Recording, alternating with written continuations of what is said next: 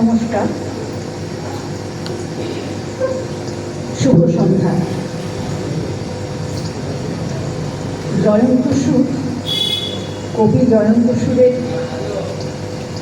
দ্বিতীয় কাব্যগ্রন্থে, যতটুকু জানলাম, দ্বিতীয় কাব্যগ্রন্থের আবরণ উন্মোচন অনুষ্ঠানে উপস্থিত সকলকে আমার সশ্রদ্ধ নমস্কার, শুভেচ্ছা।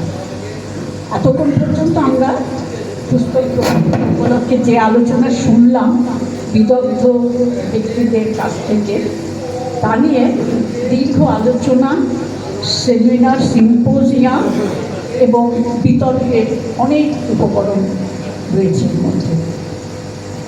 তো আমি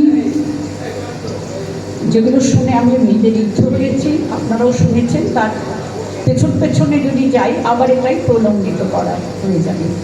তো আমাদের যেটা হচ্ছে, জয়ন্ত সুর লিখেছেন, তার সঙ্গে আমার নিজেরও পরিচয় খুব দীর্ঘদিনের নয়, কিন্তু অল্প পরিচয়ে আমি দেখলাম যে জয়ন্ত সুর একটি সাংস্কৃতিক কর্মী বলছি, ব্যক্তিত্ব বলছি না। যখন সব থেমে যায় তখন তারা ব্যক্তিত্ব হয়ে যান, আমি তাকে সাংস্কৃতিক কর্মী বলবো।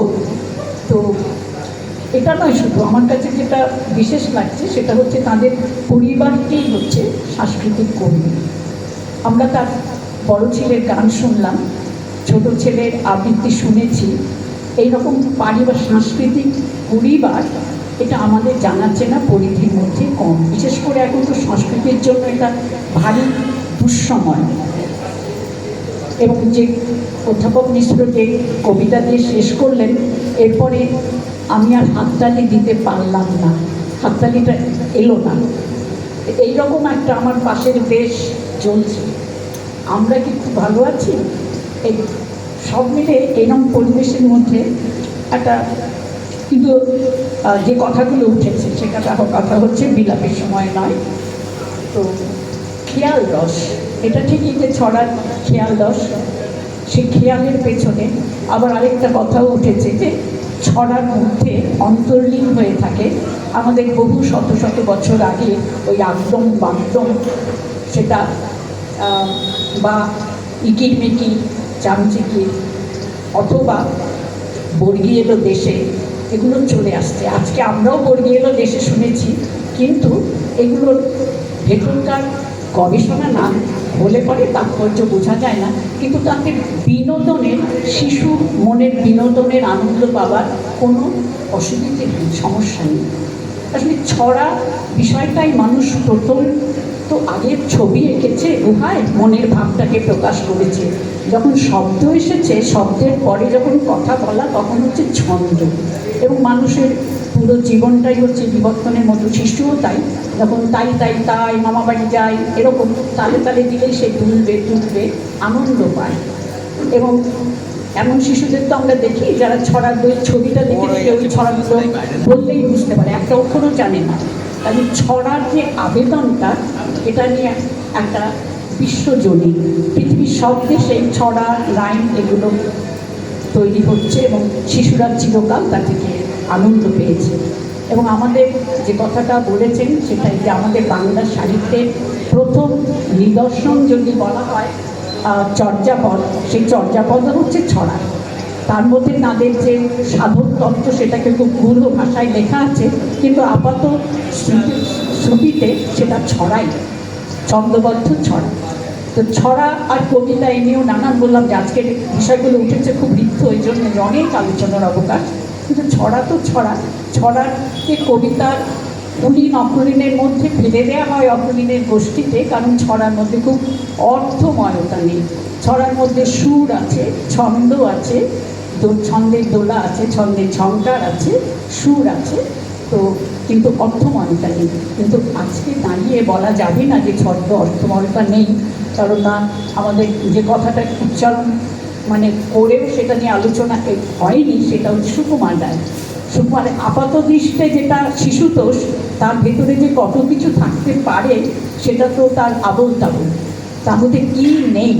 এবং এখন 100 বছর আবোল তাবোল গবেষকরা বার করছেন, সেখানে ফিজিক্স, কেমিস্ট্রি, মেডিসিন এবং কোয়ান্টাম তত্ত্বও খুঁজে পাওয়া যাচ্ছে। তো যাই হোক, অত দূরে অত গভীরে যাওয়ার অবকাশও নেই আর আমার স্বার্থও নেই। আমাকে জয়ন্তবাবু এইটুকু বলেছেন যে আপনি আমার বইটা একটু দেখে কিছু বলবেন বইয়ের সম্পর্কে। তো আমি সেটাই বলতে চাইছি যে জয়ন্তবাবুর যেটুকু ছড়া আমি দেখলাম, আগেও একবার জয়ন্তবাবুর সঙ্গে পরিচয় হচ্ছে ছড়া, কোনো একটা সাংস্কৃতিক অনুষ্ঠান উনি এলেন, খুব স্মার্ট গাই, এসে চট করে একটা ছোট্ট ছড়া করে দেন। উনি দীর্ঘ বক্তব্য, দীর্ঘ ছড়া, ক্লান্তকর কবিতা এগুলোর মধ্যে নেই, স্মার্ট পরিবেশ না। তো আমি সেই ছড়ার ওনার শুনেছি। এখানেও দেখলাম যেটা, যে ছড়া খুব সাবলীল, খুব স্বচ্ছন্দ, লঘুপক্ষ, তার গুরু ভার নেই যে চলতে পারে না এমন নয়। সুন্দর অন্তরীর তো একটা প্রশ্ন আছেই, কিন্তু অন্তরীর স্বচ্ছন্দ বিহার তার, এবং তার বেশি যে ছড়ার বৃত্তটা, এই বৃত্তটা হচ্ছে আমাদের চলমান জীবনের জলছবি এঁকেছেন ছড়ার ছন্দে। কাজে এর মধ্যে আমরা ছবিগুলো ফুটে উঠতে দেখি। সেই ছবিগুলো আমাদের হারানো শৈশব, হারানো দিন, হারানো উৎসব, হারানো আনন্দ, এগুলো যেমন আছে, আবার বর্তমানও আছে। তো আবার মানে বিষয় মানে মধ্যে একটা বৈচিত্র্যও আছে। সেই বৈচিত্র্যটা যেমন দুর্গাপুজো একটা তার বিষয়। দুর্গার আগমনী, আনন্দে, বেদনা, আবার পারিবারিকভাবে হয়তো পারিবারিক একটা চাপও থাকে, এটা লাগবে সেটা লাগবে, এটাও আছে একটা ছড়াই। অনেকগুলো কবিতাই আছে, বেশ কয়েকটা, তার মধ্যে এটাও আছে। আবার আগমনীর আছে, আবার একটু মজা, এবং বাংলা ছড়ায় কৌতুক থাকবে না, সব ছড়াতেই কৌতুক থাকবে না। দুর্গা উমা একবার ট্রেনে উঠে ওই বাচ্চা কাচ্চাদের নিয়ে 5 জনে কি নাকাল হয়েছে, এবং শিব বাবাজি হাসাহাসি করছেন, এমনও আছে। তো এইগুলো মিলে এরকম শৈশব নিয়ে বেশ কিছু লেখা আছে। বললাম যে আমাদের হারানো, এবং এই শৈশবের সঙ্গে ভালো লাগবে আমাদের, কারণ আমাদের যারা আমরা প্রবীণ আছি, পাকা ছিল, তাদের শৈশবগুলো ওই হারিয়ে গেছে। নবীনদের শৈশবটা অন্যরকম আজকালকার শিশুদের। সেই হারানো শৈশবের যে একটা বিষাদ, একটা মমতা, এই জিনিসটা তার লেখার মধ্যে ফুটে উঠেছে। আর কিছু কিছু যেমন ওই আবার ইতিহাস খুব বেশি করেননি, কিন্তু 2-4টে আছে। যেমন সিধু কানুর যে মানে বিদ্রোহ, সাঁওতাল বিদ্রোহ, সেটা নিয়েও একটি ছড়া আছে। আবার মায়ের কথা আছে, মায়ের জন্য যে তার একটা টান, আকর্ষণ, কারণ জয়ন্ত সুর তার পরিচিতি আছে, আমরা জানি তিনি মাতৃ লালিত। তো সেই মায়ের টান আছে, আর আছে মাটির টান, সেই নদী, সেই ঘাট, সেই পুকুর, সেই খেলার মাঠ, এসব নিয়ে বিভিন্ন কবিতার মধ্যে এগুলো আছে। আর আছে কৌতুকও আছে। কৌতুক আছে যেমন সিংহপুরুষ, সেই রফিক চাচা সাংঘাতিক সিংহপুরুষ, হাতি, তারপরে ষাঁড়, সব কিছুকে জব্দ করে। জব্দ করার পরেও তার যখন হঠাৎ দেখি ঘরের ভিতর বিড়াল হয়ে ঘোরে বিকট গলা গিন্নি যখন ডাক দিয়েছে জোরে। আশা করছি জয়ন্ত গিন্নি এমন ডাক দেবেন না।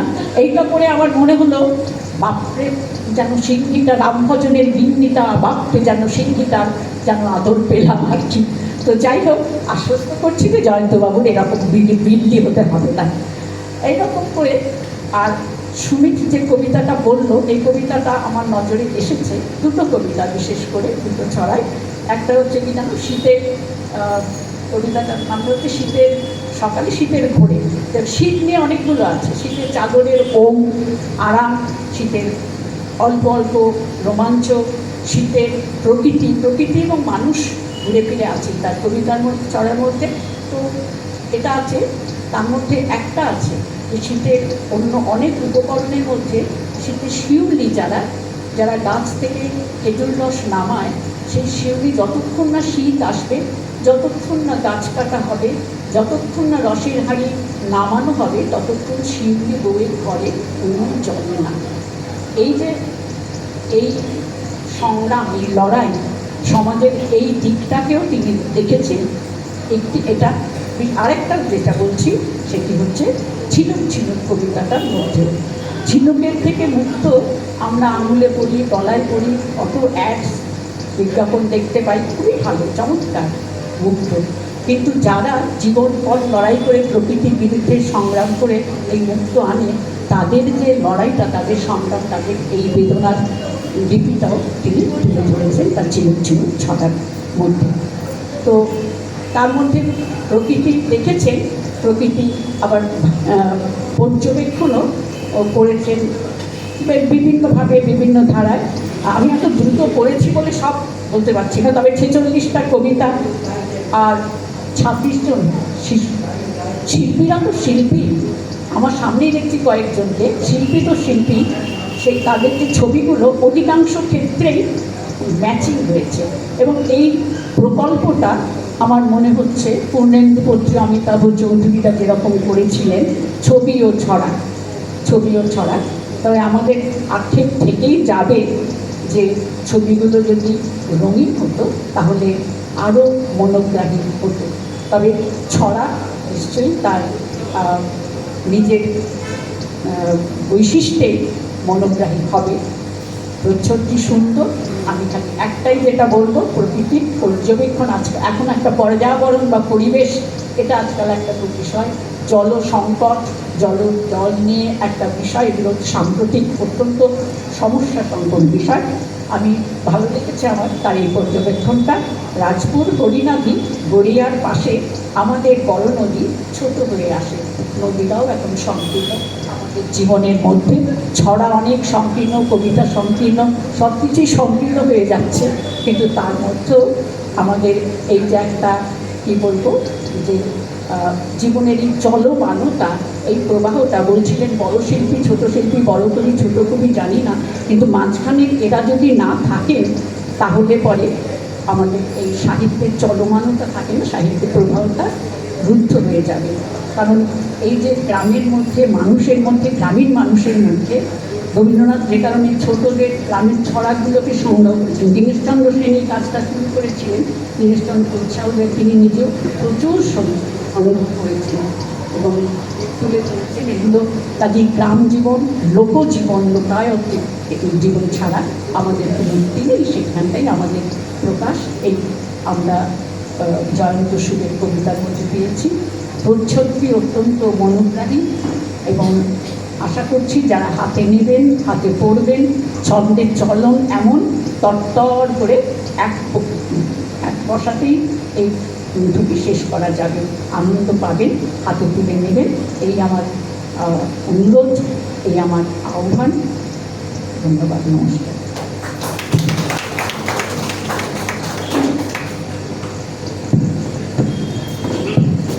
সঙ্গীত পরিবেশনের জন্য অনুরোধ করছি শ্রীমতী পাপিয়া গোস্বামী মহাশয়।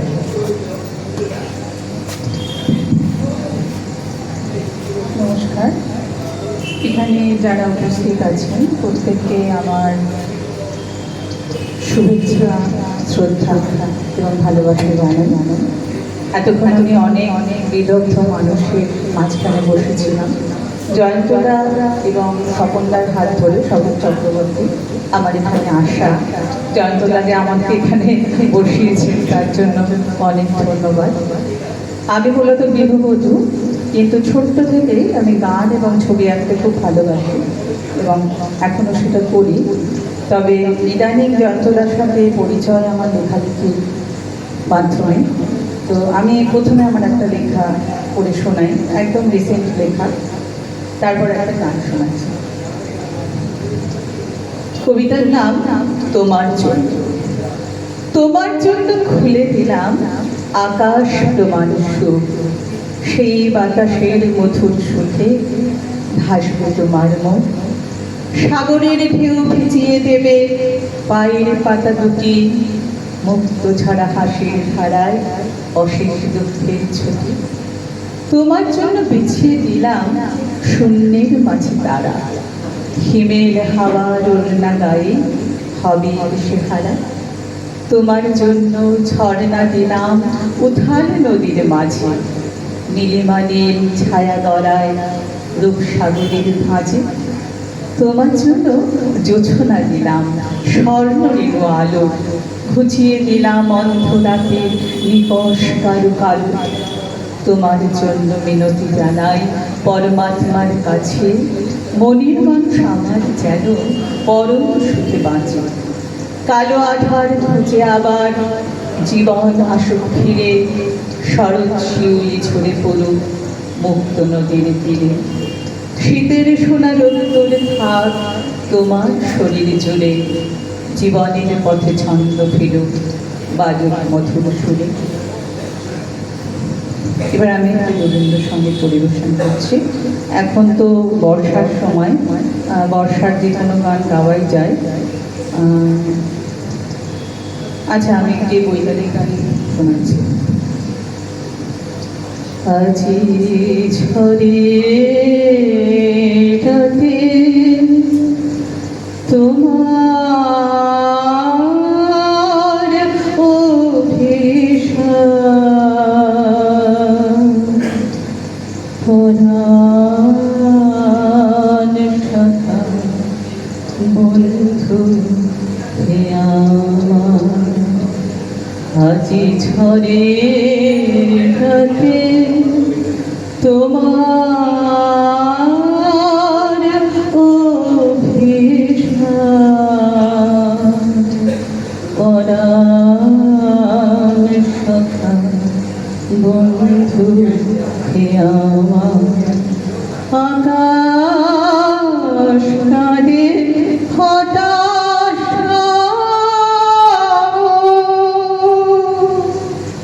নাই দেখো নয়নে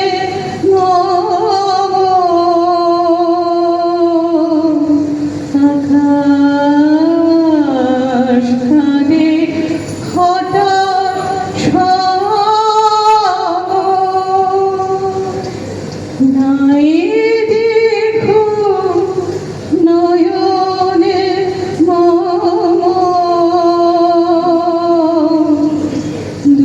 দুয়ার খুলে হে প্রিয়তম, চাই যে বারে বার, পরাণ সখা বন্ধু হে আমার। আজি ঝরে রাতে তোমার অভিশাপ, পরাণ সখা বন্ধু হে আমার। বাহিরে কিছু দেখিতে নাহি ভাই, তোমার পথ কোথায় ভাবে তাই। বাহিরে কিছু দেখিতে নাহি ভাই, তোমার পথ কোথায় ভাবে তাই। সুদূর কোন নদীর পাড়ে, গহন কোন বনের ধারে, সুদূর কোন নদীর পাড়ে, গহন কোন বনের ধারে, গভীর কোন অন্ধকারে হতেছ তুমি পার, পরাণ সখা বন্ধু হে আমার। আজি ঝরে রাতে তোমার অভিশাপ, পরাণ সখা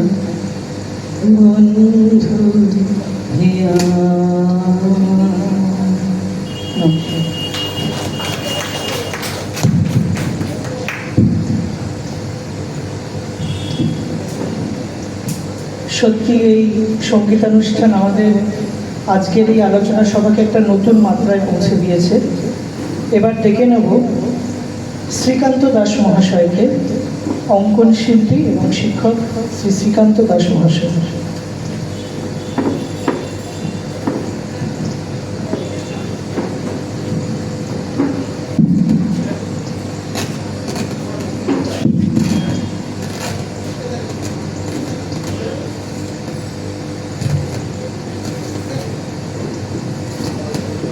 নমস্কার। খুব সময় কম, একটু অল্প করে কিছু বলবো। প্রথম সবাইকে আমি আজকে যারা অতিথি হিসেবে আছে, সঙ্গে উপস্থিত আমার সামনে যারা আমার বয়োজ্যেষ্ঠ এবং যারা শিক্ষার্থী, সবাইকে আমি যথাযোগ্য সম্মান জানিয়ে এবং বড়দের প্রণাম। আর একটি প্রতিকৃতি দেখতে পাচ্ছি, আমি ঠিক পরিচয়টা জানি না, ঠিক ওনার সামনেই দাঁড়িয়ে বলতে আমার খুব একটু দ্বিধা লাগছে। তো যাই হোক, ওনাকে প্রণাম জানিয়ে অন্তরস্থল থেকে আমি 2-4 কথা বলছি। জানি আমার কথা সবাই শুনবেন না, হয়তো কেউ কেউ শুনবে। এই কেউ কেউ শোনার জন্যই 2-4 কথা বলা। আমরা যারা ছবি আঁকি, ছবি আঁকার সঙ্গে যারা যুক্ত বা ছবি আঁকা, ধরো পৃথিবীটার প্রথম অবস্থা থেকে কিন্তু একটা ছবি আঁকার সময় ছিল। কারণ মানুষ যখন কথা বলতে পারতো না, সেই সময় থেকে ছবি আঁকা শুরু করলো, মনের ভাব প্রকাশ করতো। জয়ন্তদা আমাকে একটা কথা বলেছেন যে কিছু শিক্ষার্থী থাকবে, সেখানে কিছু বলতে হবে, কিছু মানুষ অতিথি থাকবে, তার সামনে কিছু বলতে হবে। সময় কিন্তু খুব ছোট্ট সময়, আমারও ক্লাস চলছে, তার মধ্যেই এসেছি। তো ছবি আর এই যে শিল্প আর জয়ন্তদা যে কাজটা করছে, আমি বিস্তারিত খুব একটা করতে যাচ্ছি না, সামান্য কিছু বলবো। কিছু অভিভাবক তো আমরা সবাই। কালকে আমি যখন জয়ন্তদা ফোনটা করছিল, আমার বাড়িতে একটা আমার মাস্টারমশাই আছে, আমার ছেলে, বয়স হচ্ছে 8 বছর, নাম হচ্ছে সাহিদ ভাই, ঠিক আছে। তো আমি বলছে বাবা জয়ন্ত কাকু ফোন করেছে। আমি বলি কাকুটাই জেঠু। তো জয়ন্ত জেঠু ফোন করেছে যে কিছু বলতে হবে, বলে কাদের জন্য? আমি বলছি শিক্ষার্থীরা, বললো না, শিক্ষার্থী ফোনটা লাউড স্পিকারে ছিল, শিক্ষার্থীরা বলছে শিক্ষার্থী না, সব পরীক্ষার্থী, ঠিক আছে। কারণ এখন কেন শিক্ষার্থী? আমি তুমি এই কথা বললে কেন? বলছে আমরা তো খালি সারাক্ষণ পরীক্ষায় ই করে গেলাম, আমরা খালি পরীক্ষায় দিচ্ছি, পরীক্ষার্থী হয়ে যাচ্ছে। তো আমরা সবাই পরীক্ষার্থী, পরীক্ষা নিয়েই ব্যস্ত। তার মধ্যে ছবি আঁকা, শিল্প, এই জয়ন্ত সুর সম্মানীয়, সম্মান জানাচ্ছি। উনি বা ওনার মতো আছে, আজকে স্বপনদা আছে, আরও আমাদের অনেকেই এখানে আছেন, আমার শ্রদ্ধেয় স্যার ম্যাডামরা আছেন, শিল্পী আছেন, আমাদের দাদা আছেন শিল্পী, চন্দনদা আমার স্যার আছেন, তো অনেকেই আছেন এখানে। তো যারা আছেন বিভিন্ন কাজ, এটা সমাজের ভারসাম্য একটা বজায় রাখছে। দেখুন, আমি ছোট্ট আঁকার সুরগুলো নিয়ে কথা বলছি। আজকে দিশাহীন পুরো চতুর্থ, মানে অভিভাবক, আমি যখন কলেজে পড়াই, আর 14 বছর ধরে পড়াচ্ছি, ম্যাক্সিমাম ফার্স্ট ডে ক্লাসে রবীন্দ্রবরণের পরের দিন ক্লাসটায় গিয়ে জিজ্ঞেস করি তোমরা কেন পড়বে, মানে এই কোর্সটা কেন করতে এসছো? 90% ভুলভাল বক্তব্য বলে, সঠিক অর্থাৎ স্পষ্ট তাদের কোনো ধারণাই নেই। সেইভাবে আমাদের অভিভাবকদের যেমন ধারণা নেই, তেমনি আমাদের যারা কাজটা করছি তাদের কাছে স্পষ্ট নেই। কারণ আমাদের মনটা খুব ছোট। 98% আজকের দিনে এই সময় নেট খুলে সার্চ করুন, সারা পৃথিবী নয়, ভারতবর্ষে পার্সেন্টেজ শিক্ষা ব্যবস্থা 87% শিক্ষা ব্যবস্থা পার্সেন্টেজ। তাহলে শিক্ষার পার্সেন্টেজ কত ভারতবর্ষে? 87%। 83% হোমেও লাগে না, যোগ্যেও লাগে। তাহলে থাকছে কত পার্সেন্ট? 3%, এই সরি 5%। এই 5% তারা জয়, এনজয়, ভোগ, উপভোগ এরাই করছে সমাজ। কিন্তু জয়ন্তরা এই যারা কবি, সাহিত্যিক, লেখক বিভিন্ন সমাজে আছে বলেই মানুষের একটা ভারসাম্য এই সমাজ ব্যবস্থা এখনও এইরকম সুন্দরভাবে পরিচ্ছন্নভাবে চলে যাচ্ছে। আমি বিশ্বাস রাখি আজকে যে বইটার উদ্বোধন হলো, সবার হাতে হাতে আমাদের প্রত্যেকের কর্তব্য আজকে যারা আছি বা আমার বক্তব্য যারা শুনছে, অত নিজে পড়বে, অপরকে পড়ার সুযোগ করে দেবে। বই এমন একটা জিনিস, আগে অভিভাবকদের একটা শিক্ষিত হওয়ার দরকার, নিজেকে পড়তে হবে এবং পড়াতে হবে। এবং এই বইগুলো থেকে এই একটি একটি আমরা কেউ পড়াশোনা বাংলা কথা বলতে জানি না, সত্যি আমি নিজেও জানি না। কিছুদিন আগে মানে অনলাইনে ক্লাস করতাম যখন, তখন আমার ছেলে, আমরা আঞ্চলিকভাবে বড় হয়েছি, আমাদের শিক্ষা দীক্ষা নাই, ডিগ্রির অভাব, ডাবল এমএ দুটো এইসব হতে, কিন্তু আমরা মেদিনীপুরে যারা বড় হয়েছি, আমার বাড়ি মেদিনীপুর, পরবর্তী সময় বেলঘরে আছে, আমরা নেশা শব্দটাকে নেশা বলতাম। তাহলে আবৃত্তি যখন শিখছি, এই যে আবৃত্তি, হ্যাঁ, স্বপনদা একদিন একটা কথা বলেছিলেন, আমার খুব মনে পড়ে, একটা অনুষ্ঠানে, স্বপনদার অনুষ্ঠানে, এই যে আমার ছেলেটা আমি যখন পড়াচ্ছি, আমার বাবা বলছে, বাবা লাইনটা অফ করো, বলছে কেন? তখন থেকে ভুল করেছে, শব্দটা নেশা নয়, নেশা। এই যে বাক্য আমাদের কাছে সংশোধন, একটা ছোট্ট ছেলের কাছে আমরা সুন্দরভাবে শিক্ষা দিচ্ছি, আমি ভাবলাম তো ঠিক আছে, এই কথাটাই তো ঠিক। তাহলে প্রত্যেকটা অংশে প্রত্যেকটা, দেখুন, ছোট সংকীর্ণ মন নিয়ে কোনো কিছু হবে না। আপনি দেখবেন না, শাহরুখ খান একটা জেট বিমান কিনছে, সেখানে লেখা থাকবে না কখনো, আর সেখানে ওই নুন লেবু ঝুলা থাকবে না, থাকে কি? কোনোদিন নুন লেবু ঝুলানো থাকে না। আবার যদি কেউ একটা, ধরুন দু একটা ছোকরা একটা করছে, আমরা একটা মার্সিডিজ কিনেছি, সেখানে ছেঁড়া জুতো থাকবে না, কোথায় থাকবে? ভাঙা একটা অটোতে চর্বি আর লুচির মতো করবি, এইসব কথাগুলো লেখা থাকে। অর্থাৎ সংকীর্ণ ছোট জায়গা থেকে, ছোট মন থেকে, ছোট অবস্থাতেই হয়, বিস্তীর্ণ। আমি বিশ্বাস করি, যার স্বপ্নের পরিধি যতটা, তার সাফল্যের পরিধি ততটা। স্বপ্ন দেখতে হবে, বড়দের উচিত ছোটদেরকে স্বপ্ন দেওয়া। এইবারে বলি যে ছোটদের ছবি আঁকা। দেখুন, আপনি স্কুলগুলোতে ছবি আঁকা, প্রত্যেকটা মোড়ে মোড়ে অলি গলি একটা ছবির স্কুল হচ্ছে কিনা? সব বাবা উৎসাহ করে ছবি আঁকতে পাঠিয়ে দিচ্ছে, ছবি আঁকছে, কিন্তু শেষমেশ উদ্দেশ্য নিয়ে দেখুন, আর্ট স্কুলে কাউকে আর্টিস্ট করবে না, হয় ডাক্তার, হয় ইঞ্জিনিয়ার, নাহলে অন্য কিছু ভাববে, না লেখক হবে। এই ভাবনা থেকে সরে এসে আমাদের ডাক্তার, ইঞ্জিনিয়ার, অন্যান্য যে পেশাগুলো নিশ্চয়ই থাকবে, তার সঙ্গে সঙ্গে ছবি আঁকাটা দেখতে হবে। কারণ এখন ছবি আঁকা থেকে অনেক কিছু হয়। আজ লেখা থেকে মানুষের একটা জীবন পরিবর্তন ঘটতে পারে, ছোট্ট লেখা থেকে। সুনীল গঙ্গোপাধ্যায়ের একটা লেখা আমার মনে পড়ে, ভারতবর্ষের মানচিত্রের উপর দাঁড়িয়ে আমি পথ হারিয়ে ফেলেছি। কাপড়ের দোকানে মানুষ ঝুলছে, অথচ মানুষের শরীরে কাপড় না। দেখো না, এখন কাপড়ের দোকানে প্লাস্টিকের ইট ঝুলছে, তাই হলে না, সামান্য দেখেছে এই একটা লাইন সমাজের বর্তমান অবস্থাকে তুলে ধরছে। তাহলে একটা লেখাই অনেক কিছু কথা বলতে পারে। আমরা যারা ছবি দেখি, সিনেমা দেখি, আমরা ম্যাক্সিমাম সিনেমা দেখতে জানি না, পরে বিস্তারিত বলার সুযোগ দিলে বলবো, এবং অন্য সময় আলোচনা হবে বিস্তারিত, অন্যান্য বক্তারা আছেন, বিস্তার করবো না।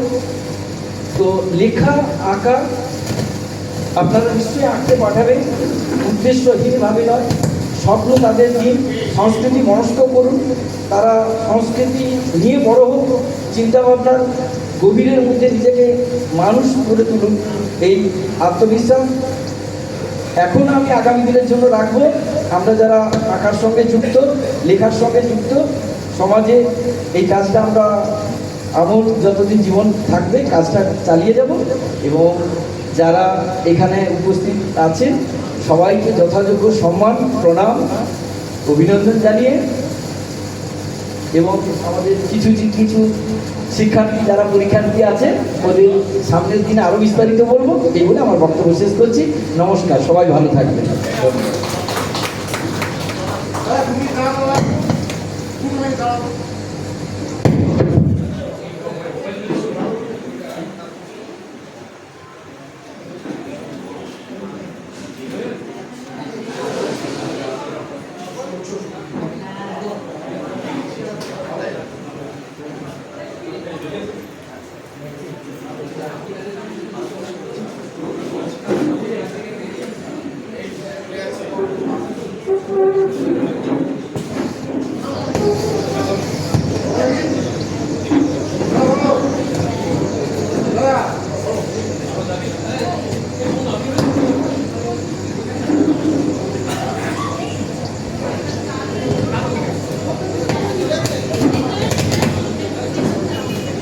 আমরা আমাদের অনুষ্ঠানের একটু স্বাদ বদলে নিই। এবার আবৃত্তি পরিবেশনের জন্য আমি ডেকে নেব শ্রীমতী নীলা রায়। শ্রীমতী নীলা রায়। আমাদের অনুষ্ঠান মঞ্চের পেছন দিকে যে আলাপচারিতা চলছে তা যদি একটু সংক্ষিপ্ত এবং আস্তে আস্তে হয় তাহলে খুব ভালো হয়।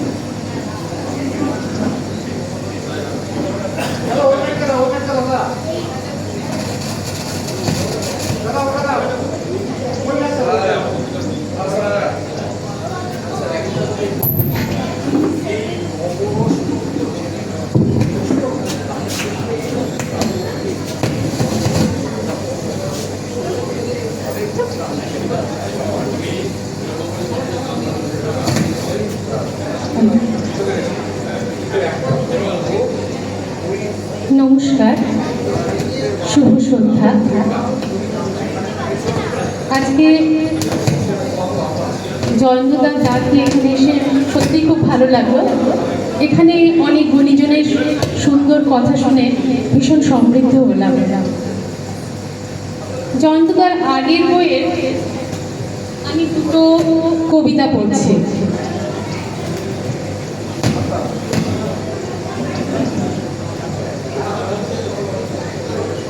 কবিতার নাম সহজ উপায়। মুখের ভিতর গরস করে যেই না দিল ভাত, ছোট্ট সোনা ধরল চেপে মায়ের দুটো হাত। মুখটা তার গেল বেঁকে, ঠোঁট হলো তার লাল। মাগো, আমি আর খাবো না, বড্ড এটা ঝাল। কি বললে? ঝাল হয়েছে? দুষ্টু তুমি ভারী। ঝাল খেলে যে বড় হবে, চড়বে একাই গাড়ি। অফিস যাবে বাবার মতো, দাদার মতো স্কুলে, কাকুর মতো কলেজ যাবে জামার কলার তুলে। ছোট্ট সোনা একটু বোকা, লঙ্কা গোটা কুড়ি রান্নাঘরের ভিতর থেকে করলো সে তো চুরি। তারপরে চিবিয়ে খেলো টফি খাওয়ার মতো। চিৎকারে পালিয়ে গেল ছাদের কাজ যত। সেদিন থেকে লঙ্কা দেখে শঙ্কা পেত মনে, বড় হওয়ার সহজ উপায় হারিয়ে গেল বনে। খুবই সুন্দর লেখা।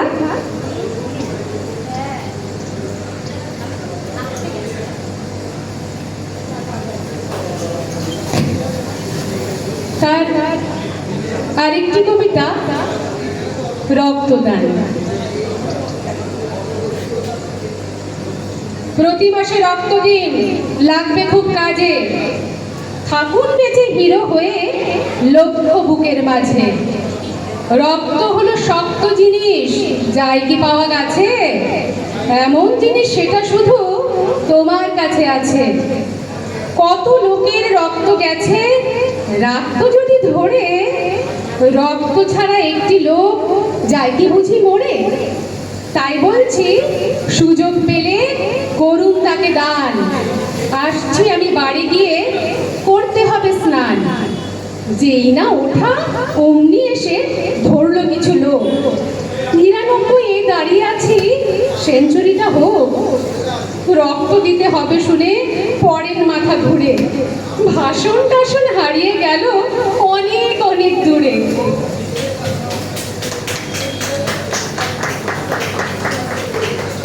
সত্যি কিছু কিছুতে তার বাস্তব জিনিসটা তুলে ধরেছেন।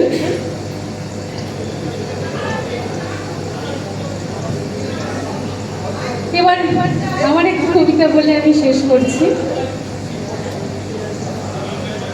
কবিতা কথা বলতে গেলে রবীন্দ্রনাথ ঠাকুরের কথাই আগে আসে। তারই একটা কবিতা কুয়ার ধারে। তোমার কাছে চাইনি কিছু, জানাইনি মোর নাম। তুমি যখন বিদায় নিলে নীরব রহিলাম। একলা ছিলেম কুয়ার ধারে নিমের ছায়া তলে, কলস নিয়ে সবাই তখন পাড়ায় গেছে চলে। আমায় তারা ডেকে গেল, আয় গো বেলা যায়। কোন আলসে রইনু বসে কিসের ভাবনায়, পদধ্বনি শুনি নাই গো কখন তুমি এলে। কইলে কথা ক্লান্ত কণ্ঠে করুণ চক্ষু মেলে, তৃষা কাতর পান্থ আমি শুনে চমকে উঠে জলের ধারা দিলেন ঢেলে তোমার করপটে। মরমরিয়া কাঁপে পাতা, কোকিল কোথা ডাকে, বাবলা ফুলের গন্ধ ওঠে পল্লী পথের বাঁকে। যখন তুমি শুধালে নাম পেলেম বড় লাজ, তোমার মনে তোমার চোখে পায় করেছি কোন কাজ। তোমায় দিতে পেরেছিলেন একটু তৃষার জল, এই কথাটি আমার মনে রহিল সম্বল। কুয়ার ধারে দুপুর বেলা তেমনি ডাকে পাখি, তেমনি কাঁপে নিমের পাতা, আমি বসেই থাকি। আমি কান পেতে রই, আমি কান পেতে রই, ও আমার আপন হৃদয় গহন দ্বারে, বারে বারে কান পেতে রই, আমি কান পেতে রই। নমস্কার।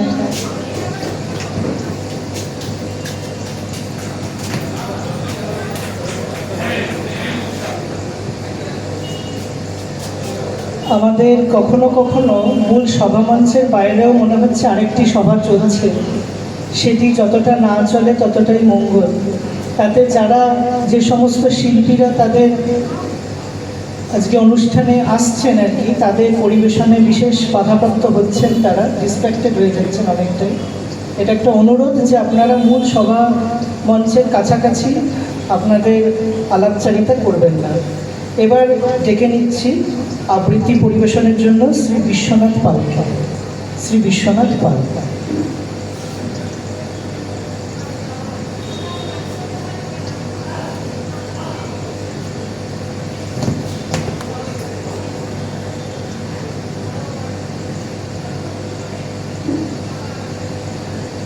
হইচই শিল্পগোষ্ঠীর পক্ষ থেকে আজকে এই অনুষ্ঠানে দাঁড়িয়ে আমার খুব ভালো লাগছে। এ কারণে অনেক গুণীজনের সান্নিধ্যে আমি বেশ কিছুক্ষণ কাটাতে পারলাম, অনেক কিছু শিখতে পারলাম।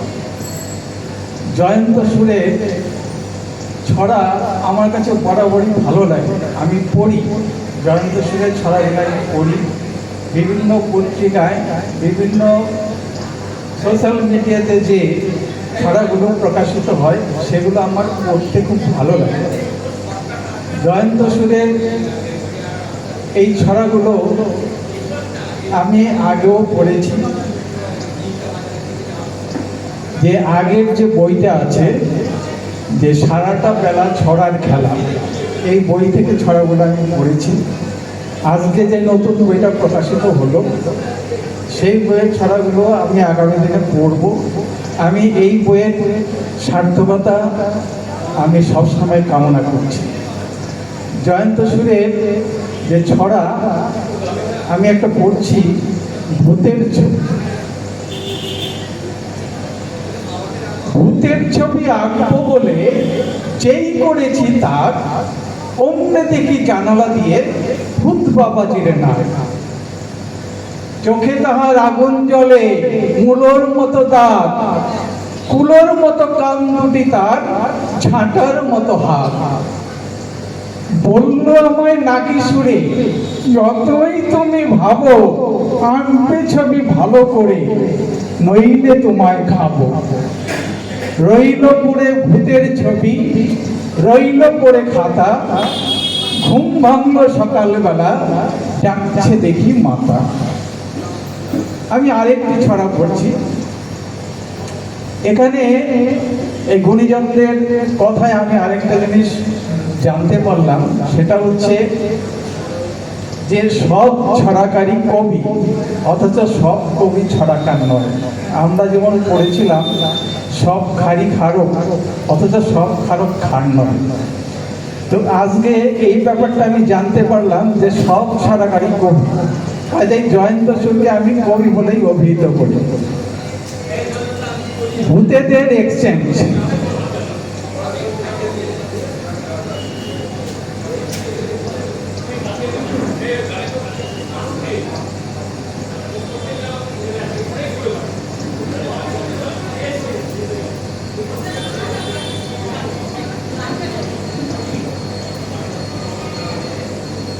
সেদিন রাতে নিমতলাতে দেখি ভূতেদের জটলা, বেকার ভূতের নাম লিখছে পাড়ার দাদা পটলা। মানুষ নাকি বেকার নেই, সবাই কাজে ব্যস্ত, তাই তো ভূতের নাম লেখাতে পটলা দাদা ব্যস্ত। এই ভূতেরাই মানুষ ছিল, তখন পায়নি কাজ, ভূত হয়ে তাই আশ মেটাতে নিমতলাতে আজ। যদি অনুমতি দেন আমি আরেকটা কবিতা পড়ছি। এখন কবি নীরেন্দ্রনাথ চক্রবর্তী শতবর্ষ জন্ম শতবর্ষ উদযাপিত হচ্ছে। আমি কবি নীরেন্দ্রনাথ চক্রবর্তীর একটি কবিতা নিজের কাছে স্বীকারোক্তি। আমি আকাশ থেকে পড়তে পড়তে তোমাকে ধরে বেঁচে রয়েছি কবিতা। আমি পাতালে ডুবে মরতে মরতে তোমাকে ধরে আবার ভেসে উঠেছি। আমি রাজ্য জয় করে এসেও তোমার কাছে নত হয়েছি কবিতা। আমি হাজার দরজা ভালোবেসেও তোমার বন্ধ দুয়ারে এসে মাথা পেতেছি। কখনো এর কখনো ওর দখলে গিয়েও ফিরি তোমারই টানে কবিতা। আমাকে নাকি ভীষণ জানে সকল, তোমার থেকে বেশি কে জানে কবিতা।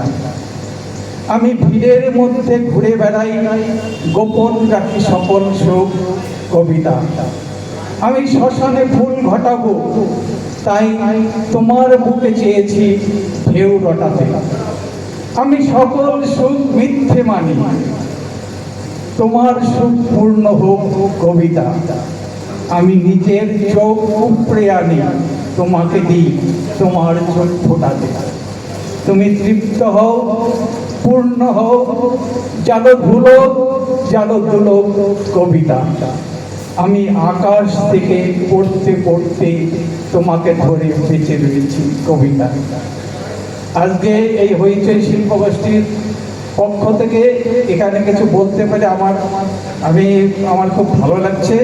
দ্বিতীয়ত এই যে নতুন বই যেটা প্রকাশিত হলো, ঝিনুক ঝিনুক সবাই চিনুক, এটার সার্থকতা আমি সবসময় কামনা করছি। নমস্কার।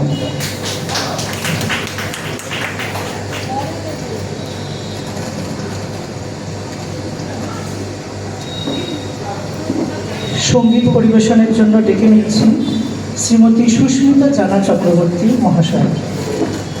শ্রীমতী সুস্মিতা জানা চক্রবর্তী।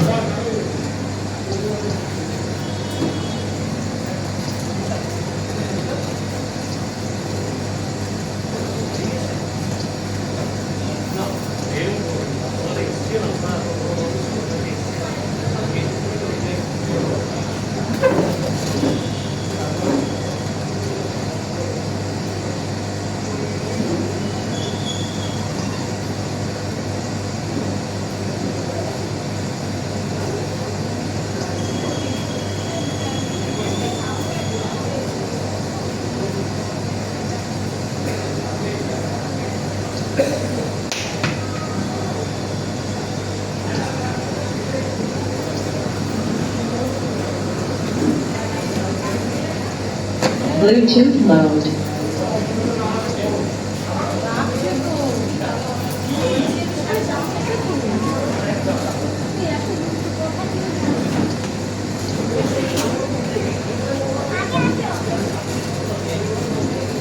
Bluetooth connected successfully.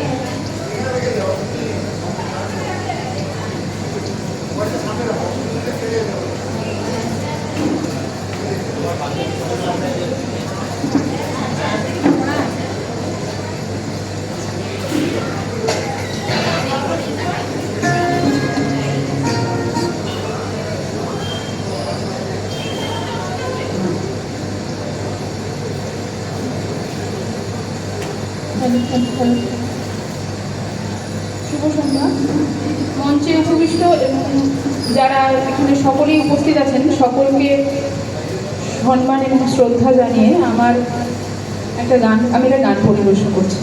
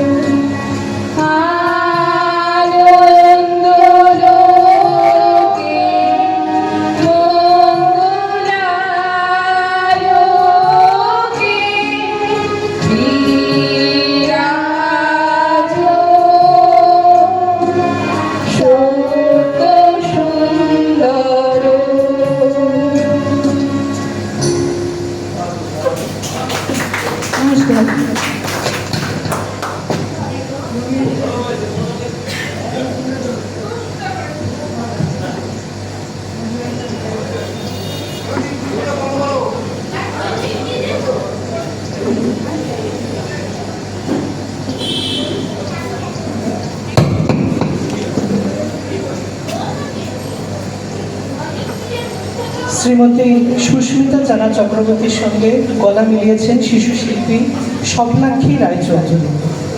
এবার ডেকে নিচ্ছি বক্তব্য রাখার জন্য মাস্টারমশাই আমাদের সকলে শ্রী নীলরতন বালা মহাশয়কে।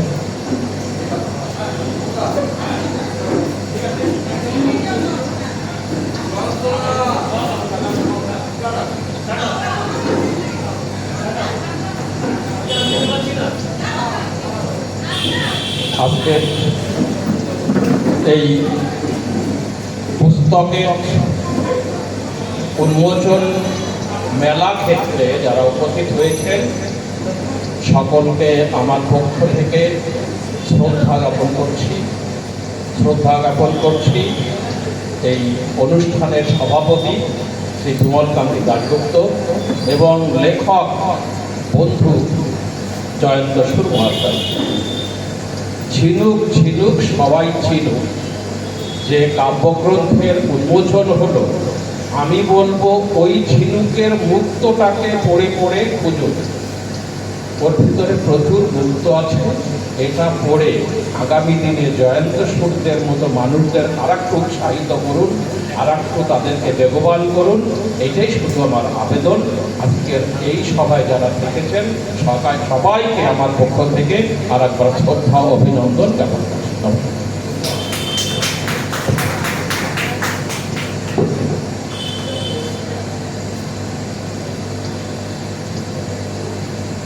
আমরা আজকের অনুষ্ঠানের একদম শেষ প্রান্তে পৌঁছে গেছি। এবার আবৃত্তি পরিবেশনের জন্য ডেকে নিচ্ছি শ্রীমতী শুভ্রা কুণ্ডুকে।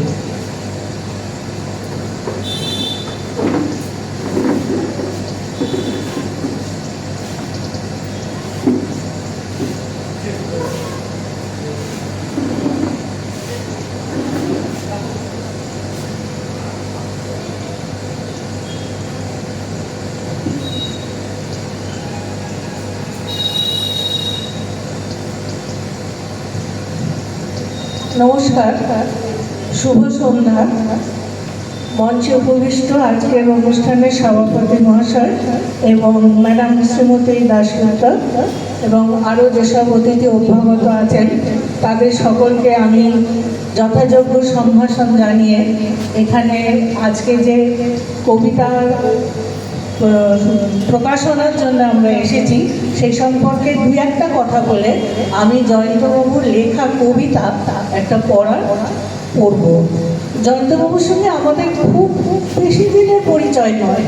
পরিচয় বলতে গেলে মিতালি দেবীর সঙ্গেই আমাদের পরিচয়, তার পরবর্তীতে ওনার সঙ্গে পরিচয়ের হৃদ্যতা হয়েছে এবং ওনার লেখা কবিতা এই প্রসঙ্গে আজকে আমরা ছড়া, কবিতা, নানা রকম আলোচনা জেনে আমরা কিন্তু সমৃদ্ধ হয়েছি।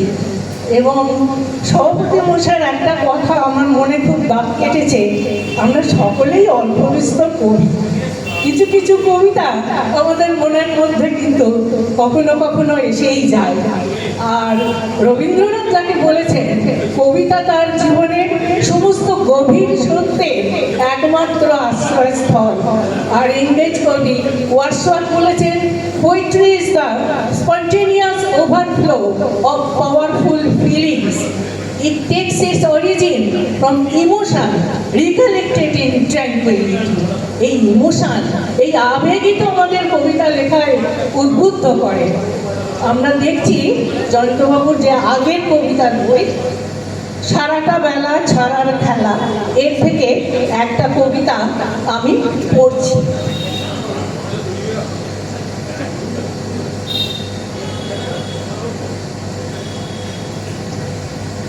এখন বর্ষাকাল, কিন্তু আকাশে সে মেঘের ঘনঘটার থেকে মনে হয় যেন শ্রাবণ এসে গেছে, পুজোর দিনগুলো এসে গেছে। নীল আকাশে মেঘের খেলা আমরা এখন ভালোভাবে দেখতে পাচ্ছি। এটা দেখে কি মনে হয় রেলগাড়ি চড়ে আমরা কোথাও যদি একটু বেড়াতে যাই। যদিও রেলযাত্রাটা এখন সত্যিকারের খুব বিপজ্জনকই হয়ে উঠেছে, তবু তো মনের মধ্যে কোথাও উঁকি দেয় পুজোর ছুটি আসছে, আমরা রেলগাড়ি করে কোথাও বেড়াতে যাব। এই প্রসঙ্গে জয়ন্তবাবুর ছড়া রেলগাড়ি। রেলগাড়ি রেলগাড়ি চলে ঠিক ঠিক, কোথা থেকে কোথা যায় কিছু নেই ঠিক। কখনো বা ধান খেত, কখনো বা নদী, আঁকা বাঁকা দুর্গম সাত রঙা ছবি। কোথাও বা দল বেঁধে শিশুদের স্নান, কোথাও বা শোনা যায় বাউলের গান। স্মৃতিপটে ভাসে যেন স্বপ্নের ছবি, রেলগাড়ি কাব্য, রেলগাড়ি কবি, রেলগাড়ি কাব্য, রেলগাড়ি কবি। রেলগাড়ি করে আমরা যেন কোথাও ঘুরে এলাম। কবিতাটা পড়ে সত্যি আমরা রেলগাড়ি করে যেন কোথা থেকে ঘুরে এলাম। আর একটা কি বলা যাবে? আমি এক্ষুনি বইটা দেখতে দেখছিলাম যে ওনার ভ্যারাইটি, বিষয়বস্তু ভ্যারাইটি, শ্বাস। আমরা এখন প্রত্যেকেই স্বাস্থ্য সম্পর্কে খুব সচেতন। আমি আমার বারান্দায় দাঁড়িয়ে দেখি 4:30 পৌনে 5টা থেকে কি সুন্দর সবাই মর্নিং ওয়াকে যাচ্ছেন। বুকের ভিতর বড্ড ব্যথা, শ্বাস নিতে কষ্ট, মাসে মাসে ডাক্তার দেখা, পয়সা কত কষ্ট নষ্ট। ঘুম ভাঙতে 8টা বাজে, চড়ি শুধু গাড়ি। ডাক্তার বলেন রোজ হাঁটবেন, বলুন এটা পারি? ভোরের হাওয়া টাটকা থাকে, ধুলো থাকে কম, হৃৎপিণ্ড থাকবে ভালো, পারবে নাকি দম। ডাক্তার শুধু বলেই যায়, শুনছি না গো কানে, মরবো যেদিন বুঝবো সেদিন ওই কথাটার মানে। আরো উন্নতি করুন, তার সাহিত্য চর্চা আরো বেশি এগিয়ে যাক, তাকে এই বলে আমি অভিনন্দন জানাচ্ছি। উপস্থিত সকলকে আমার প্রণাম, শ্রদ্ধা, শুভেচ্ছা, ভালোবাসা, অভিনন্দন জানিয়ে শেষ করছি।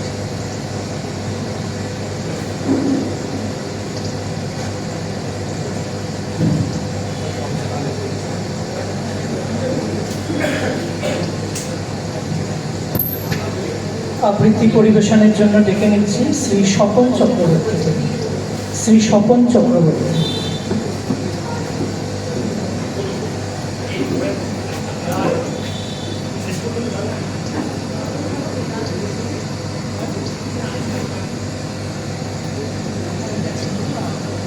হ্যালো হ্যালো নমস্কার, মঞ্চে উপবিষ্ট বিশিষ্ট অতিথিবৃন্দ এবং সামনে যারা বসে আছে কবিতা প্রেমী, কাব্যপ্রেমী, যে গ্রন্থ ওদের জানে আপনারা এসেছেন, তাদের সকলকে আমার আন্তরিক শুভেচ্ছা।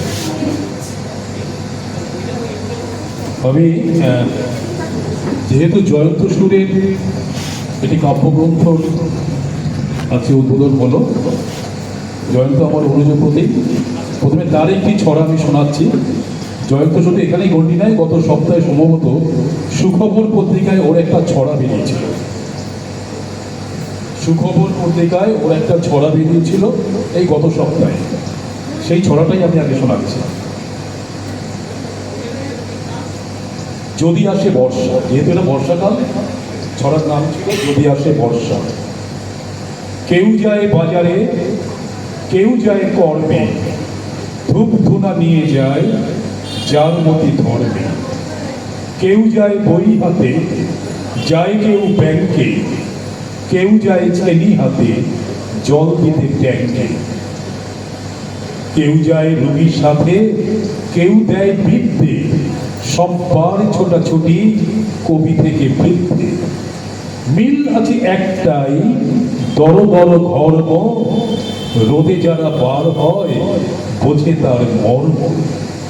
সব্বার মুখে মুখে আছে শুধু ভরসা, সব কিছু ভালো হবে, সব কিছু ভালো হবে কি যদি নামে বর্ষা। এই হচ্ছে জয়ন্ত সুর। খুব সুন্দরভাবে এই বর্ষার উপযোগী একটি ছড়া আমাদের তৈরি করে দিয়েছে।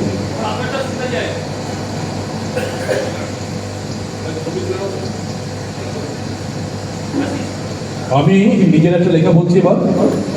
যেহেতু আজকে বইয়ের উদ্বোধন হলো, আমি বই নিয়ে একটা ছড়া বলছি, আমার নিজের লেখা।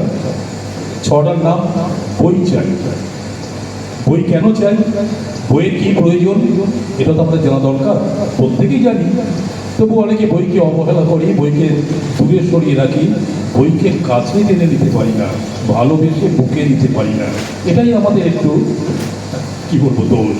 যাই হোক, বলছি বই নিয়ে ছড়া, বই চাই, বই বই বই চাই, বই ছাড়া গতি নাই, হাতে নাও বই, বই নিয়ে পড়াশোনা, বই নিয়ে আলোচনা, বই হোক সই। বই পড়ে জ্ঞান বাড়ে, জানা যায় অজানারে, জানা যায় দেশ, যত জ্ঞান তত আলো, ঘুচায় মনের কালো, থাকা যায় বেশ। বই পড়ে বড় হবে, সম্মান ও গৌরবে হবে নাম যশ, নইলে থাকবে পিছে, জীবনটা হবে মিছে, রবে পরবশ। তাই বলি বই নিয়ে পড়ো বসে মন দিয়ে, কেটে যাবে দুঃখ। বই বই হাতে বই যারা নেবে হাতে, হলে ভাব তার সাথে মিটবে সুখ। নমস্কার। আমি একটি শেষে একটি কবিতার আবৃত্তি শোনাচ্ছি কাজী নজরুল ইসলামের।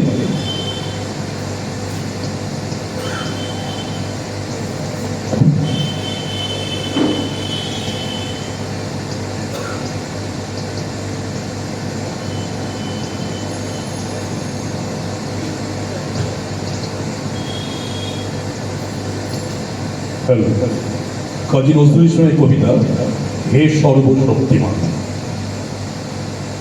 দাও শৌর্য, দাও ধৈর্য, হে উদারনাথ, দাও দাও প্রাণ, হে সর্বশক্তিমান।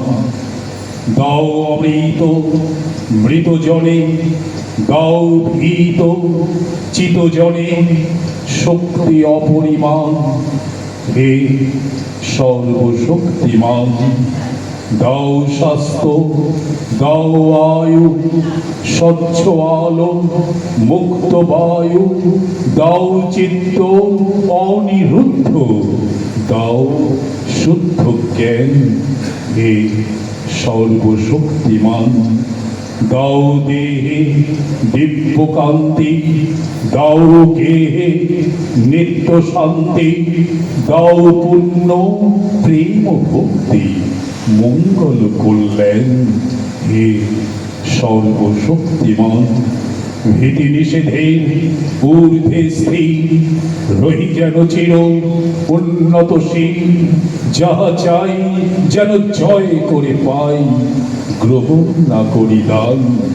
দাও শৌর্য, দাও ধৈর্য, হে উদারনাথ, দাও দাও প্রাণ, দাও দাও প্রাণ, হে সর্বশক্তিমান, হে সর্বশক্তিমান, হে সর্বশক্তিমান। নমস্কার।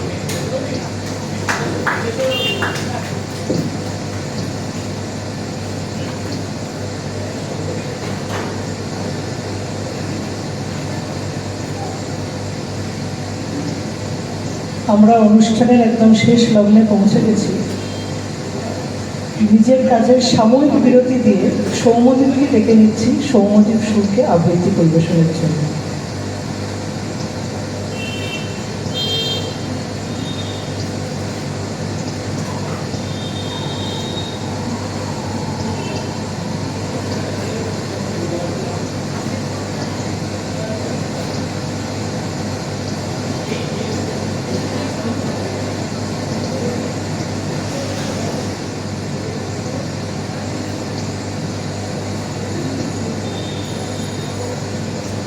নমস্কার সকলকে আমার তরফ থেকে এই অনুষ্ঠানে এতক্ষণ ধরে বসে থাকার জন্য এবং সকল অনুষ্ঠান সুন্দরভাবে শোনার জন্য অনেক ধন্যবাদ। তো আমি বেশি সময় নেব না, একটু ছটফট একটা কবিতা বলে আমি আমার অনুষ্ঠানটা শেষ করছি। ঝিনুক ঝিনুক, ঝিনুক ঝিনুক মুক্ত ঝিনুক আনছে ডুবে তাকে, জলের তলায় কোন সে কলায় খুঁজতে শুধু থাকে। বিপদ আপদ হিংস্র সাপদ কতই আছে তলে, আমরা যখন পড়ছি তখন থাকছে ওরা জলে। জন্মে সাগর হচ্ছে ডাগর, ঝিনুক পেতে শেষ। তাদের জীবন নয়তো আপন, থাকবে সুখে বেশ। তোমার হাতেই সকাল রাতেই উঠছে মতি জ্বলে, দুপুরি হয়ে যাচ্ছে ক্ষয়ে দুধের শিশু কোলে। মনের ব্যথা অনেক কথা জানতে গেছি যেই, জলের নিচে হারিয়ে গেছে, নেই কোথাও নেই। থাকবে তলে চোখের জলে, জীবন হবে সারা। ঝিনুক মানুষ, সুখের মানুষ, কোথায় গেল তারা? নমস্কার।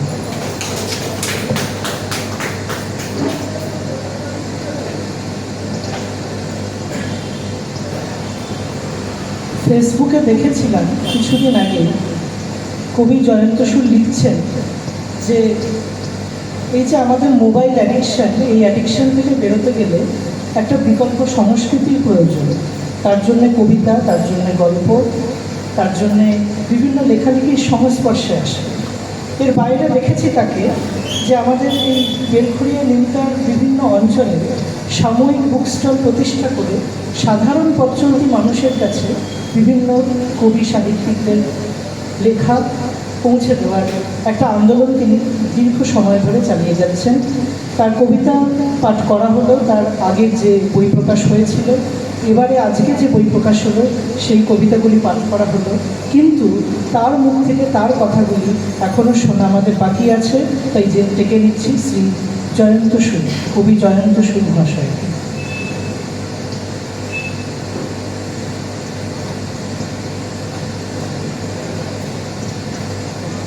মঞ্চে উপস্থিত আমার পথপ্রদর্শক দাদা বিমলদা, অধ্যাপক চম্পা দাশগুপ্ত, নীলরতন বালা, যাদের মানে সহযোগিতা ছাড়া এই বইটা প্রকাশ করা যেত না। আরেকজন আছেন, তিনি হচ্ছেন স্বপন শাহ, আমার যে বৃত্তি প্রকাশনী, এই বৃত্তি প্রকাশনীর যে কর্ণধার, তাকে বলেছিলাম আসতে, কিন্তু সে এত লাজু, সে বলছে না যেমন তো আমি কোথাও যাই না, কেননা আমার মনে হয় আমার যে কাজটা করার দরকার ছিল সেই কাজটা আমি করে দিয়েছি। এইবার তোমাদের কাজ হচ্ছে সেগুলোকে সবার সামনে পৌঁছে দাও। যাই হোক, ব্যাপারটা হচ্ছে এই কারণটা, এই বইটা করার আগে আমার একটা বই ছিল সারাটা বেলা ছড়ার খেলা। 2008 সালে বইমেলায় বার করেছিলাম আমাদের স্বর্গীয় সুনীল বসু, আপনারা জানেন, আপনারা ওনার বাড়িতে একটা বিরাট একটা অনুষ্ঠান হতো প্রতি মাসে, অসাধারণ অনুষ্ঠান, কে নেই। উনি একটা রাজনীতিতে বিশ্বাস করতেন, সেই রাজনীতি বিশ্বাস করা মানুষরা কিন্তু মানে অন্য বিশ্বাসেও লোক তার কাছে যেত, এবং তার ওখানে কোনো রাজনীতির ব্যাপারটা ছিল না। সে চেষ্টা করতো বিভিন্ন মানুষ যেন আসে তার কাছে, এসে তাদের যে লেখনী সেটাকে যেন সেইখানে প্রকাশ করে। এই করতে করতে সেই 2008 সালে তার প্রেরণায় আমার প্রথম বইটা বেরোলো। তারপরে দীর্ঘ 16 বছর অপেক্ষা করার পর বিমলবাবুর সঙ্গে যখন পরিচয় হয়েছিল, তখন থেকে তার কাছে যাওয়া যখন শুরু করলাম, তখন উনি একটা প্রেরণা দিল, যেহেতু তুমি তো লিখছো, তোমার পরিবার যদি হয় তুমি একটা বই করো। তখন এর মধ্যে হয়েছে কি, ই পত্রিকা বলে এখন ফেসবুকে তখন প্রচুর লেখালেখি হচ্ছে, তো আমিও সেই পত্রিকায় লেখা শুরু করলাম। সেইখানে যে লেখাগুলো, এবং সুখবর সফলতা বললো, সুখবর পত্রিকাতেও সেই লেখাগুলো যেগুলো বেরোলো সেগুলো নিয়েই ওনার কাছে পাঠালাম। এবার উনি সেইগুলোকে সুন্দর করে যত্ন করে সমস্ত কিছু করে, এবং তারপরে সবচেয়ে বড় যেটা হয়েছে, ছবি আঁকবে। ছবি আঁকার জন্য বড় বড় আর্টিস্ট দরকার। এর আগে আমার যে ছবি এঁকেছিল তিনি ছিলেন গৌতম সরকার। গৌতম সরকার বিশাল আর্টিস্ট, আজকে আসার নিমন্ত্রণও করেছিলাম, তিনি আসেননি। যাই হোক, তিনি আসেননি, কিন্তু তারপরে ছবি আঁকবে কে। এবার উনি আমাকে বুদ্ধি দিল, বলছে ছবি তোমার অঞ্চলে দেখে প্রচুর আর্টিস্ট আছে, খুদে আর্টিস্ট, তুমি তাদেরকে দিয়ে ছবি আঁকো। এইবার আমি শুরু করলাম সেই মানে ছবিগুলো কীভাবে হবে। বিমলবাবু বলে দিলেন, ভোলাদা বলে দিলেন, এই ধরে ধরে ধরে ধরে তুই সবার কাছ থেকে ছবি নাও, কেননা কেউ ছবিটা পড়ে ছবি বুঝতে পারবে সেটাকে হয় না, সম্ভব না। সেই জন্য ওকে একটা ভাগ করে দিল যে এইভাবে ছবিগুলো আঁকবে, সেই ছবিগুলো অনুযায়ী আমি সময় সেট করে দেবো। অসাধারণ কাজ করলেন, এবং বইটা আপনারা যখন দেখবেন ছবিগুলো, আমি কবিতার কথাই বলবো না, ছবিগুলো দেখবেন সব খুঁজে মানে আর্টিস্ট, কিন্তু ছবিগুলো কিন্তু অসাধারণ রেখেছে। এইভাবেই বইটা বেরোলো। আর এই বইটা বের করতে গিয়ে যাদের যাদের সহযোগিতা পেয়েছি সবাইকে ধন্যবাদ। ধন্যবাদ সুমিতকে এতক্ষণ সময় করে এই ছোট্ট অনুষ্ঠানটা কীভাবে বড় করা যায় সেই চেষ্টা করে গেল। এই এত ছোট্ট অনুষ্ঠান কিন্তু থেকে বড় হয়ে গেল। সেই আমাদের মধ্যে এসছেন আমাদের অমরদা কি কখন এসছেন কি বসে রয়েছে। আমি অমরদাকে বলবো শেষ ফিনিশিংটা আপনি দেবেন। আপনি এই অনুষ্ঠানটা কেমন হলো সমাপ্তির ভাষণটা আপনি করবেন, করে আমাদের অনুষ্ঠানকে শেষ করব। যদি কেউ গান করবেন, যদি দাদা রয়েছে যদি কেউ গান করেন তার গানের মাধ্যমে শেষ হবে, নাহলে বিমল কথা দিয়ে আমরা শেষ করবো। অমরদা আপনাকে আমি ডেকে নিচ্ছি।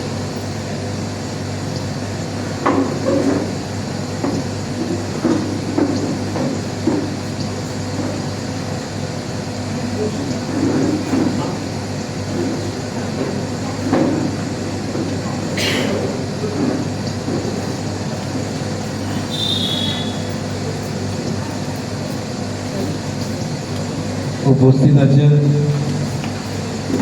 মঞ্চে আমার দুজন শ্রদ্ধাভাজন ব্যক্তিত্ব, আর সামনে সকলেই গুণী মানুষ এখন যারা উপস্থিত আছে। আমি জয়ন্ত সুর, আমি যে স্কুলে পড়াতাম সেই স্কুলেরই ছাত্র। সম্ভবত আমার মনে হয় যে আমি যখন 1983 সালে এই স্কুলে জয়েন করলাম তখন আমার লাস্ট ব্যাচ, এটা আমার মনে পড়ছে আর কি, জানি না ঠিক কত স্মৃতিতে নেই এখন। হ্যাঁ, ওটা লাস্ট ব্যাচ আর কি, কেন আরও অনেকের সঙ্গে আমার যোগাযোগ আছে, মাঝখানে ওর সঙ্গে যোগাযোগ হারিয়ে গেছি। স্কুলের একটা প্রোগ্রামে আবার দেখা হয়, তারপর থেকে নিরবিচ্ছিন্ন যোগাযোগ আছে। এখন ছড়া লিখতে গেলে আমার যেটা মনে হয় একটা এমন একটা প্রাণ দরকার যেটা অন্যদের থেকে আলাদা, প্রাণবন্ততা যাকে বলে, ভেতরে একটা ছটফটানি। যারা ছড়াকার তাদের সকলের মধ্যেই এটা ছিল। আমার সঙ্গে ভবানী প্রসাদ মজুমদারেরও পরিচয় ছিল, আমার ঘনিষ্ঠ বন্ধু, কৃষ্ণ ভট্টাচার্যের পাড়ায় থাকতেন। তো একটা প্রাণ দরকার, যে প্রাণ না হলে ছড়া লেখা যায় না, সেটা ওর মধ্যে আছে। ও সারাদিন কিন্তু এই নিয়েই আছে। আমি জানি না ওর পেশাগতভাবে কি সফলতা অর্জন করছে, কিন্তু দুটি ছেলেকে নিয়ে এবং ও এতে নিবেদিত প্রাণ, এবং অনায়াসে, প্রাণ না থাকলে অনায়াসে ছড়ার লাইনগুলো আসে না। কবিতা বরং একটু কঠিন কাজ। গালিব যেমন বলেছেন যে আমি যখন কবিতা পড়ি শব্দগুলো আমার কাছে ভিক্ষে চায়, যে তুমি আমাকে নতুন অর্থ দাও। একই শব্দ আমরা লিখি, কিন্তু কবিতায় সেটা নতুন অর্থ নিয়ে আসে। আর ছড়া হচ্ছে কি, মানুষের ভেতরের যে চিরন্তন যে বেঁচে থাকার আকাঙ্ক্ষা ছড়ার মধ্যে দিয়ে প্রকাশ পায়। কিন্তু ছড়াকারের মধ্যে দেখবেন একটা মানে তীর্যক একটা মানে বক্তব্য রাখার একটা ইয়ে থাকে, টান থাকে। যেমন আবল তাবলে আমি দেখেছি, সুকুমার রায় নিয়ে আমি একটা লিখতে গিয়ে প্রবন্ধ, সুকুমার রায় কেন আবল তাবল ছড়া লেখা শুরু করলেন? ব্রাহ্ম সমাজ নিয়ে তখন ভয়ঙ্কর লড়াই চলছে, ওরা কিছুতেই রবীন্দ্রনাথ ঠাকুরকে প্রেসিডেন্ট করবে না। আর সুকুমার রায় এবং অন্যান্য যারা যুবক অল্প বয়সী তারা রবীন্দ্রনাথের পক্ষে সওয়াল করছে। এখন এই লড়াইটা সুকুমার রায়কে উদ্বুদ্ধ করলো যে এমন সব ছড়া লিখবো যাতে আমি বোঝাতে পারি যে এই ব্রাহ্ম সমাজকে যারা নষ্ট করছে। দেখুন ওখানে যে চরিত্রগুলোকে তিনি এঁকেছেন প্রত্যেকেই পণ্ডিত জ্ঞানী, কিন্তু তাদের বাহ্য জ্ঞান নেই, বাস্তব জ্ঞান নেই। একটা অদ্ভুত চরিত্র, এবং রসটাও এনেছেন অদ্ভুত। যারা হাসবে তারা হাসবে, কিন্তু যারা বুঝবে তারা বুঝবে কি বলতে চেয়েছে। ওর ছড়ার মধ্যে কিন্তু এগুলো আছে, নিছক এগুলো ছড়া নয়, এর মধ্যে অনেক গোপন এবং গভীর কথা লুকিয়ে আছে। আমি আশা করব যে এত দেরি না করে অন্তত 2 বছরের মধ্যে একটা করে বই ও যদি বের করতে পারে তাহলে আমার খুব ভালো লাগবে আর কি। আমরা যারা এই যে কম বেশি লেখালেখি করি, আমরা চেষ্টা করি যে আমাদের লেখাগুলো অন্তত আমাদের যারা লোকজন, পরিজন, প্রিয়জন, তাদের মধ্যে অন্তত লেখাগুলো পৌঁছক এবং তারা পড়ুক, আলোচনা করুক, মতামত দিক, সমালোচনা করুক। আমরাও উদ্গ্রীব হয়ে থাকবো ওর পরের বইটার জন্য। আমি ওর সাফল্য কামনা করে এবং আরেকটা কথা বলবো যে আমাদেরকে এইভাবে বই দেওয়া হলো, আমি কিন্তু এটার বিরোধী। আমরা মনে করি লিটল ম্যাগাজিন এবং আমরা যারা পত্রিকা বা বই বের করি, এগুলো প্রত্যেকের কিনে নেওয়া উচিত। এখানে দেওয়া নেওয়ার ব্যাপার নেই যে আমি দিয়ে দিলাম। যেমন আমি বলছিলাম নীলরতন পালাকে, ও কত টাকা খরচা করে ফেলেছে, আমারই গায়ে লাগছিল সবাইকে। আমি তো আবার দুটো বই পেয়ে গেছি দেখলাম, তো সবাইকে একটা করে বই দিয়েছে। অতজন লোক ছিল, সবাইকে বই দিয়েছে। এগুলোর কোনো মানে হয় না। বই যারা নেবে তারা তার বিনিময় মূল্য দেবে, কারণ বইটাকে তো সে ভালোবেসেই দিচ্ছে। যারা নেবে না নেবে না, এই কথাটা আমি বললাম। এরপর থেকে যখন এটা করবেন, আর আমি বিনিময় মূল্যটা আমি দেবো, আর কারণ বিনিময় মূল্য দিতে হবে, তাহলে বইটা অনেকে পড়বেই না, আমরা যারা অনেকে প্রাইভেট পড়েছি আমরা জানি, বিনা পয়সায় পড়ালে পড়তে আসে না তারা। এরকম একটা ব্যাপার আছে। কাজী আমি বলবো যে বিনিময় মূল্য আমরা দেবো, তোমাকে গ্রহণ করতে হবে।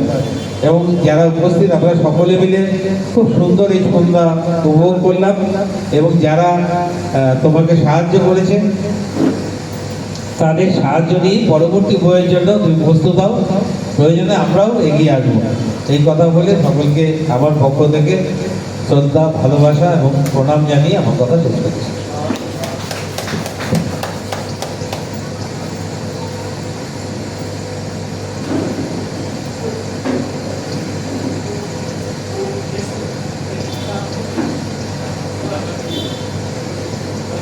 আমি এবার আমাদের অনুষ্ঠানের সমাপ্তি বক্তব্য রাখার জন্য আমাদের সভাপতিকে অনুরোধ করছি।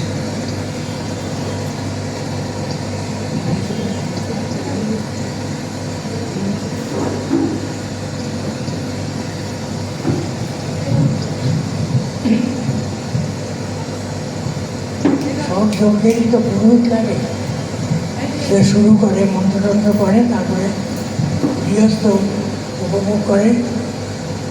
আমার সভাপতির একটা কাজ থাকে, আরম্ভ করে দিতে হয়, আর এবার দরজা বন্ধ করে বলতে এবারে বাড়ি যান।